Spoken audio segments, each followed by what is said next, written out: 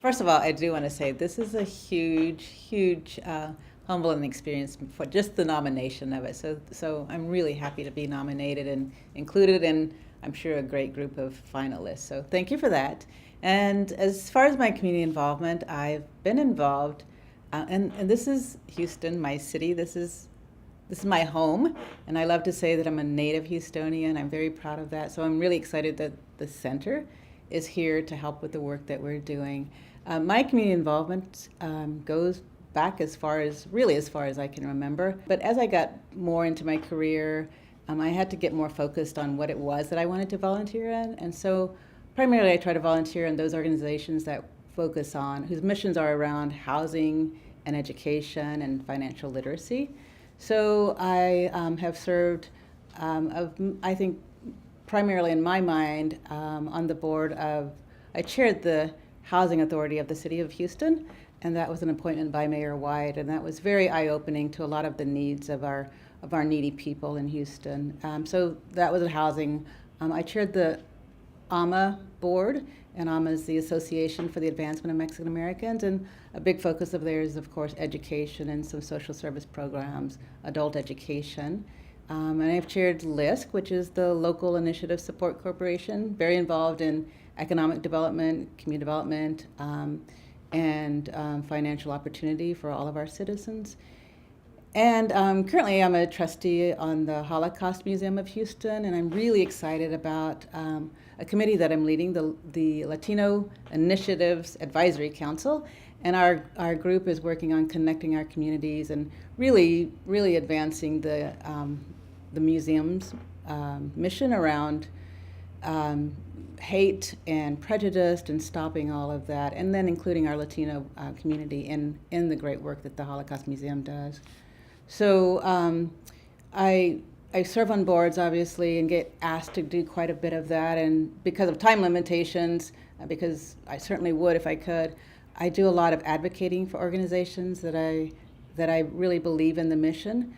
And fortunately, my corporate role allows me to really get a handle of a lot of the organizations in the city.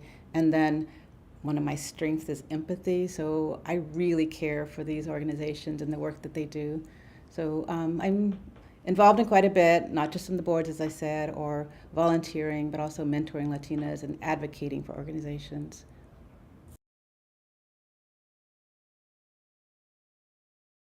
I had come from a modest home, but I understood our values that my parents imparted on us. My mother was my hero, and she's been gone for many years. But she still inspires me every day. And I found out recently, just within the past couple of years, that she, just coincidentally, I was talking to some women who were in a church group, a small church, and they hadn't known me or my mom or my connection, but they knew my dad. And when my dad showed them the picture of my mother, they said, "Oh, we know her." And they start telling me the stories. That's the woman who, when we were custodians and janitors at the school, would talk to us. And not everybody talked to us, but she would tell us that we should do our job as best as we can. That's a noble job, but that we should further ourselves and that we should get our education and that we should go after work and get our GED. And they were talking about how difficult that would be. We have families and this work is hard. And she kept encouraging them to get their GED. And at the time, what they didn't know is that she had done that. So she raised the 6 of us kids and took care of my dad and would come home and have dinner ready for us. And then she would study. She was a janitor. She worked her way up after her GED to the school administration offices. So I was really proud of her, more now than then when I didn't realize what she was really going through. But for her to have been a model for these women and to encourage them, really, they said that she wouldn't let up on them, that she was really encouraging them. So I want to make her proud, and I want to make my family proud. They're very important to me.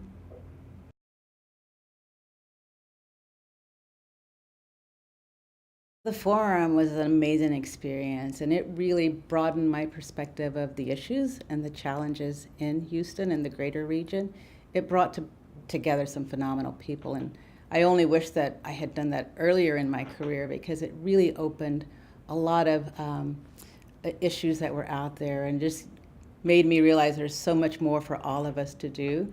So it connected, it made broader our networks that we had, and those challenges that we're faced with in the city are ones that I experienced firsthand. And so I feel like I am now a better voice for our community. I know where to go for more information. I have great contacts that have really, I've built on those contacts and networks. My role is to connect the community to our corporation. Wells Fargo last year gave $281 million to the community, and that $281 million went to serve over 16,000 nonprofit organizations. So while a lot of people often look at us as just a huge corporation that's earning money, we are truly a philanthropic organization giving back to our community. And so many of the nonprofits that do the great work in our community would probably not be able to continue if they didn't have corporations giving them money, and of course the individuals and the government. But we truly are helping our communities. And so my mission as part of my role is to make sure that people understand that we're part of the community and that we can't be successful if our communities aren't successful. So I really do need to make that connection on a daily basis.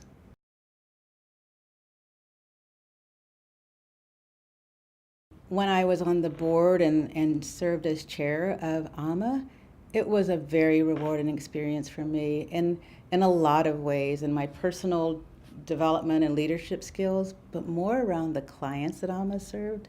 I felt a great need to provide them an ear and dignity and a voice and someone to help them connect to what they needed. I saw AMA provides adult classes at nighttime, and at that time AMA was in some very old hot buildings. And at nighttime, when these people would come to class after they had worked all day, and they were in these hot Houston buildings, but they still came. And I saw the commitment they had to their education and to furthering themselves. They still came to those buildings. And I joked with the board of directors, and I wasn't really joking when I said, I am not leaving this board until I see a better building for these people. And so the day that we had that ribbon cutting at AMA, I felt such pride for them, for the clients and the students, to have this place to call their home away from home. So I'm still proud every time I walk past or drive past that building on 45 to see what we created as a group, as an organization with the board and the staff, for a better place for all of those. So I feel I had some small part of that.